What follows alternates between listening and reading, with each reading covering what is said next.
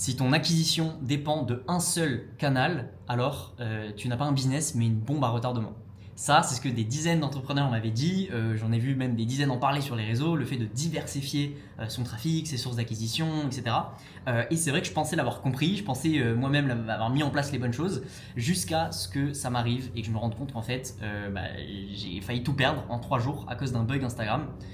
En gros, pendant les 3 derniers jours là, j'avais perdu l'accès à mon compte Insta. J'étais en transit, je suis parti de Nice, hein, je suis arrivé à Bali, là je suis à Bali d'ailleurs, si vous voyez un peu la petite villa, hop, c'est assez sympa. Je vous montrerai de toute façon tout ça dans une prochaine vidéo, mais c'est pas pour parler de ça aujourd'hui. Ce que je veux dire, c'est que donc je suis parti de Nice, j'ai transité en avion, etc., etc. Et au tout début de mon voyage, en fait, j'ai voulu me connecter à l'aéroport de Nice pour mettre une story, dire que je partais, etc. Et là, je me connecte. Impossible de se connecter. C'est-à-dire que je change de mot de passe, enfin, il me demande de changer de mot de passe, je change, j'écris sur 3 liens, etc., etc. Ça me renvoie des mails, des trucs, ça me renvoie un numéro. Bref, un énorme bordel. Et à chaque fois que je retourne sur Instagram à partir de ce moment-là, rien ne marchait. C'est-à-dire que, en fait, je cliquais sur Instagram, ça me déconnectait instant, je pouvais rien faire. Pareil sur mon ordi, pareil sur toutes les autres sources. Et là, je me suis dit, bon, ok, ça va être un petit bug parce que j'étais en 4G à l'aéroport, etc. Je me dis, vas-y, on verra. En gros, je faisais Nice-Paris, Paris-Dubaï. J'avais un stop à Dubaï pendant un jour et ensuite je repartais à Bali. Bref, de Nice à Paris, du coup je me dis bon bah vas-y, je règle ça à Paris. En plus vu que c'est lié à mon numéro français, je me dis ok bah faut que ça soit, faut que j'ai mon numéro français encore, faut que je sois encore en France pour régler le problème, sinon ça va être un bordel parce qu'il m'a envoyé des numéros, des SMS genre pour valider et pour valider le changement de mon compte, le mot de passe, etc. Bref, j'arrive à Paris à l'escale, j'appelle impossible, il y a personne qui répond, j'envoie un formulaire, ça bug, il y a rien qui marche, mon Insta bug toujours autant, je me dis putain ok c'est la merde. Mon avion en plus il avait été retardé, donc mon escale a été beaucoup plus courte que prévu. Bref, gros bordel, je prends direct mon avion et là je pars pour Dubaï et je me dis bon ok c'est la merde. Je vous passe les détails, mais en gros, Dubaï ça m'a fait pareil, je prends l'avion après pour partir à Bali, enfin je dors à Dubaï, etc. Ça me fait pareil le lendemain, je prends l'avion pour partir à Bali, ça me fait pareil. En gros, pendant 3 jours, j'avais plus accès à mon compte Instagram. Et comme moi, j'ai en fait tout mon business qui dépend de mon Instagram finalement, parce que je pensais quand même avoir un compte LinkedIn, je pensais avoir un club sur School, etc. Et c'est vrai, j'ai toutes ces sources-là, mais j'ai beaucoup moins développé ces sources. C'est-à-dire que moi, mon gros du trafic passe par Instagram, TikTok même c'est très peu, c'est vraiment Insta, Insta, Insta.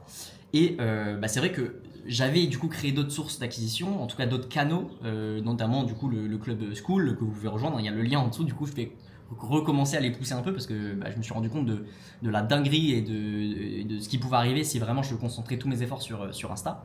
Et du coup, je voulais vraiment partager ça avec toi pour éviter que tu fasses pareil peut-être.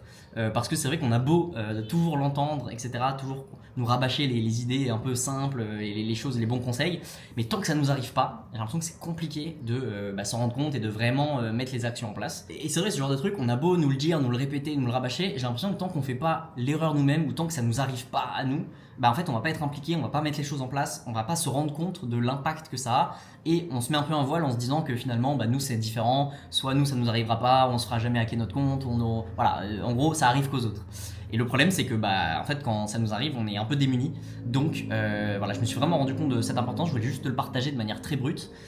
Et c'est d'ailleurs pour entre autres ces raisons que j'avais anticipé quand même et que j'avais du coup lancé cette nouvelle chaîne, que j'ai d'autres chaînes YouTube, etc.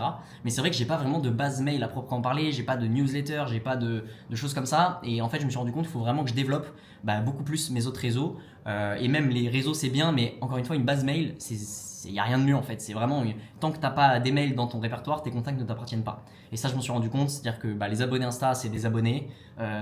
Si tu n'arrives pas à accéder à tes abonnés Insta et à ton compte, en fait, c'est mort, ça ne sert à rien. C'est comme si tu étais à zéro et que tu partais de zéro. Alors certes, déjà, j'ai quand même quelques autres réseaux sociaux, donc LinkedIn, etc. J'aurais pu en parler, mais voilà, j'aurais jamais pu rediriger tout le trafic vers mes autres réseaux, j'aurais perdu beaucoup de gens en route. Et notamment potentiellement les plus intéressés qui n'auraient pas pu, qui m'ont connu dernièrement et peut-être qui connaissaient pas mes autres réseaux. Donc voilà, je voulais juste te partager ça de manière très franche et authentique. Et c'est un peu une note à moi-même pour plus tard. Il faut que je mette en place des choses pour pallier à ça. Déjà, il faut que je mette en place beaucoup plus de sécurité sur mes différents comptes. C'est vrai qu'avec la traction qu'on a eu dernièrement, non seulement il y a eu plein de fakes de moi, mais aussi potentiellement des gens qui voulaient me hacker. J'ai reçu plein de messages un peu border, voilà, comme beaucoup, mais dès qu'on commence à avoir un peu d'exposition, en tout cas un peu de traction, c'est vrai qu'il faut faire gaffe à ça. Et du coup, je vous invite à me suivre en fait sur tous mes autres réseaux. Déjà sur cette chaîne YouTube, forcément, si t'es là, c'est tant mieux, ça diversifie. Mais voilà, suis-moi aussi sur mon club, le club du patrimoine sur School. C'est vraiment un club qu'on essaie de relancer là avec Thomas et c'est même au-delà du fait de diversifier ses sources d'acquisition, on voulait vraiment relancer ce club-là. Il y a nos formations qui sont disponibles directement là-dessus, mais on fait aussi beaucoup de contenu gratuit. On essaie de relancer l'activité, de créer une vraie communauté en gros d'entrepreneurs pour toutes les questions de fiscalité, d'optimisation, d'expatriation, etc. C'est vrai que je l'ai pas dit en gros, mais si tu me connais pas, du coup, moi j'ai un business de conseil en fiscalité. C'est-à-dire que j'ai cofondé MSC Conseil avec Thomas, un associé qui lui s'occupe de tout ce qui est optimisation fiscale en France pour les entrepreneurs, et moi je fais tout ce qui est conseil à l'international, expatriation, structuration internationale, etc. Donc voilà, ça c'est notre business, et du coup je t'invite à me suivre si ça t'intéresse, me suivre directement sur mon Instagram, du coup où je publie beaucoup de contenu sur ces notions-là de fiscalité, d'expatriation. Et puis n'hésite pas aussi à prendre un call si jamais l'expatriation t'intéresse. Comme je vous l'ai dit d'ailleurs, là je suis à Bali en ce moment, il y a des petites chambres, petit room tour, j'en montre pas trop parce que je vous ferai une vidéo dédiée à tout ça un peu plus tard. Et l'idée voilà, de cette chaîne, comme je l'avais dit en introduction au tout début, c'était de vous partager les moments un peu bruts, naturels, et je savais que j'allais voyager pas mal dans les prochains mois, et donc l'idée c'est de vous montrer un peu tout ça, des choses que je ne montre pas forcément sur mes autres réseaux, et de vous parler de manière un peu plus business propice. Je suis pas là pour vous parler de fiscalité à proprement parler, même si on va interviewer aussi directement sur cette chaîne des jeunes entrepreneurs expatriés, des jeunes qui testent la vie de digital nomade, des jeunes. Là d'ailleurs je suis dans une villa avec 2 entrepreneurs qui sont aussi digital nomades, et donc ce sera l'occasion de vous montrer un peu leur retour d'expérience, etc. L'idée de cette chaîne c'est de vous montrer, il y a plein de buts, mais le but principal il est avant tout pour moi, pour publier, faire du contenu que je pourrais regarder dans 5 ans et rigoler et regarder un peu avec nostalgie ces petits moments là, et aussi les autres buts c'est forcément pour vous, peut-être si ça vous intéresse de vous expatrier, ou la vie de digital nomade vous intéresse, que vous avez envie de bouger un peu, sortir de France, aller voir un peu comment ça se passe d'être entrepreneur, qu'est-ce que c'est d'être entrepreneur expatrié ou à l'étranger. Et du coup le but c'est de vous montrer tout ça dans cette chaîne. Voilà les amis, ça sera tout pour cette petite courte vidéo. Je reviens rapidement, du coup je vais essayer d'en publier pas mal là. J'ai plein de choses à dire, j'ai plein de choses à partager, et encore une fois j'ai aussi tout le voyage et ma vie à Bali. Je vous ferai un petit vlog d'ailleurs de ma vie à Bali, un peu comme j'avais fait pour mon vlog dans ma vie parisienne, que vous aviez bien aimé, j'avais eu des très bons retours. Donc voilà, si ça vous intéresse, je pourrais vous faire un vlog de ma vie à Bali. On se dit à tout de suite sur YouTube.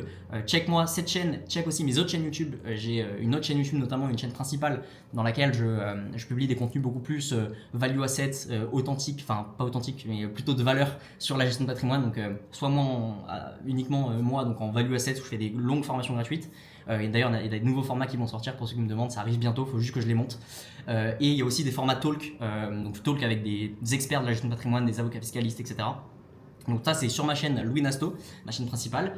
J'ai aussi une chaîne qui s'appelle Jeune Doers, dans laquelle j'interviewe et j'échange. En fait c'est un podcast avec des jeunes entrepreneurs, des jeunes artistes, des jeunes sportifs. Il y a plein d'épisodes intéressants il y a plein d'invités intéressants qui arrivent. Les épisodes sont tournés et je les sors toutes les 2 semaines. Donc voilà, n'hésite pas à t'abonner sur toutes ces chaînes là, à me suivre du coup sur tous mes réseaux, et à t'abonner et mettre la cloche sur cette chaîne pour voir les prochains vlogs, les prochaines vidéos comme celle-ci.